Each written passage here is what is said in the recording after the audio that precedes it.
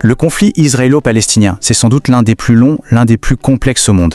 Et pour vraiment comprendre ce qui se passe, il faut regarder au-delà des actualités. Il faut plonger au cœur de l'histoire. Une histoire qui en fait est façonnée par deux récits, deux visions puissantes et qui bien souvent sont totalement irréconciliables. Et c'est ça la clé pour tout comprendre. Il faut accepter une réalité qui est fondamentale. Pour un seul et même événement, il y a deux histoires, deux expériences vécues qui sont radicalement opposées. D'un côté pour les Israéliens, 1948, c'est la guerre d'indépendance, la naissance quasi miraculeuse de leur État. De l'autre pour les Palestiniens, cette même année, c'est la Nakba, la catastrophe, le début de l'exil et de la dépossession. Alors pour démêler tout ça, on va suivre un fil conducteur. On va commencer par explorer cette idée d'une seule terre, mais avec deux récits. Ensuite, on remontera aux racines du conflit. Après ça, on parlera de la partition, des guerres, des cycles de négociation, pour arriver finalement aux questions qui, encore aujourd'hui, n'ont pas de réponse. Allez, on commence. On plonge directement en 1948. Parce que pour comprendre le présent, il faut absolument saisir comment cet événement, cet acte fondateur, a pu être vécu de façon si diamétralement opposée. C'est là que se sont créées deux mémoires collectives qui, aujourd'hui encore, s'affrontent. Mais alors, la question c'est comment en est-on arrivé là ? Pour trouver la réponse, il faut faire un bond en arrière, direction la fin du 19e siècle. C'est à ce moment-là que deux mouvements nationaux, bien distincts, vont naître et grandir sur la même terre. Une terre qui était alors sous l'influence des grands empires. Le premier de ces mouvements, c'est le sionisme. Qu'est-ce que c'est au juste ? C'est un mouvement politique qui naît en Europe à la fin du 19e siècle. Et il naît en réponse directe à la montée de l'antisémitisme. Son but est très clair. Il faut créer un foyer national pour le peuple juif. Et ce foyer doit être en Palestine, qui est vue comme la terre ancestrale. Ok, donc à ce moment-là, la Palestine, qui faisait partie de l'Empire ottoman, passe sous contrôle britannique après la Première Guerre mondiale. Et là, un document va tout faire basculer, la déclaration Balfour en 1917. En gros, les Britanniques disent qu'ils sont favorables à un foyer national pour le peuple juif là-bas. Forcément, ça encourage l'immigration juive. Et en face, en réaction, un nationalisme arabe palestinien commence à vraiment se structurer, à s'affirmer. Résultat, les deux communautés se retrouvent face à face, sur la même terre, et les tensions, elles deviennent très vite explosives. Et nous voilà arrivés à un moment charnière, le point de rupture, celui où la communauté internationale va essayer d'imposer une solution. Mais cette solution, au lieu d'amener la paix, va déclencher une guerre absolument dévastatrice. La situation sur place est devenue ingérable pour les Britanniques. Affaiblis par la Seconde Guerre mondiale, ils décident de jeter l'éponge. Ils se retirent et confient le dossier, la question palestinienne, à une toute nouvelle organisation, l'ONU. Et donc, le 29 novembre 1947, l'ONU vote. C'est la fameuse résolution 181. Elle propose un plan de partage, un plan assez radical. 55% du territoire pour un futur État juif, 45% pour un État arabe. Et Jérusalem, la ville aurait un statut international à part. La réaction ne se fait pas attendre et elle est totalement opposée. D'un côté, les dirigeants juifs acceptent le plan. De l'autre, c'est un rejet catégorique de la part des Palestiniens et des pays arabes voisins. Pour eux, c'est une injustice flagrante. Pourquoi ? Parce que le plan donne la majorité des terres à la population juive, qui à l'époque était minoritaire.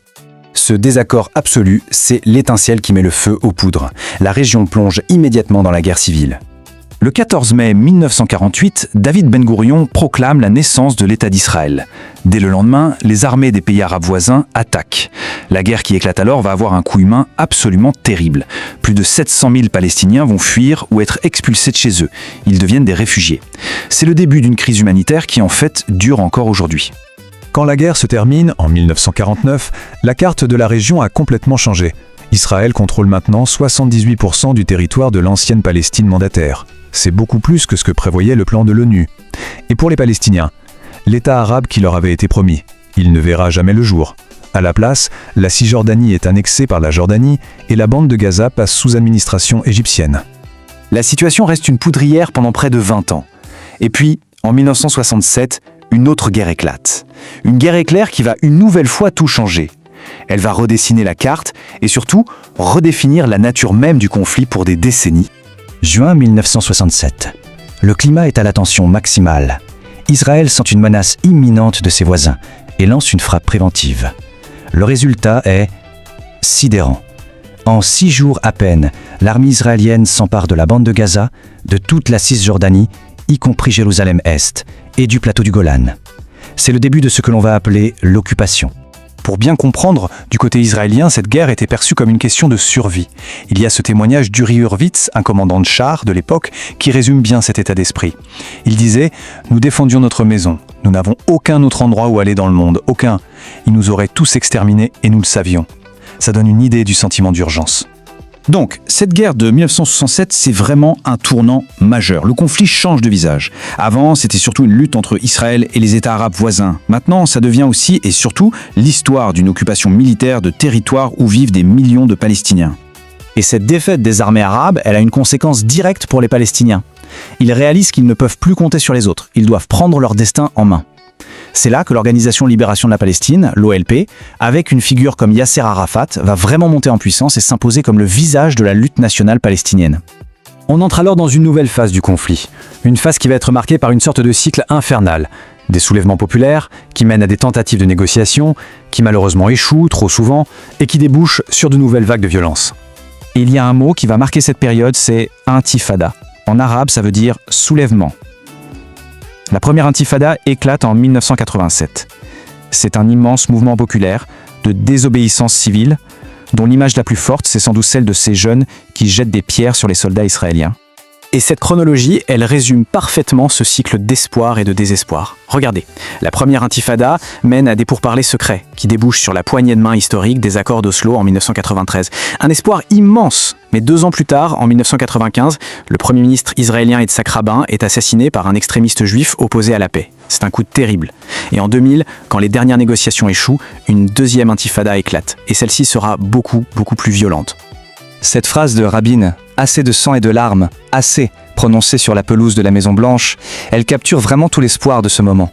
On avait l'impression que, pour la première fois, la paix était vraiment à portée de main. Une paix basée sur un principe simple, la reconnaissance mutuelle, et l'idée de la paix contre des territoires.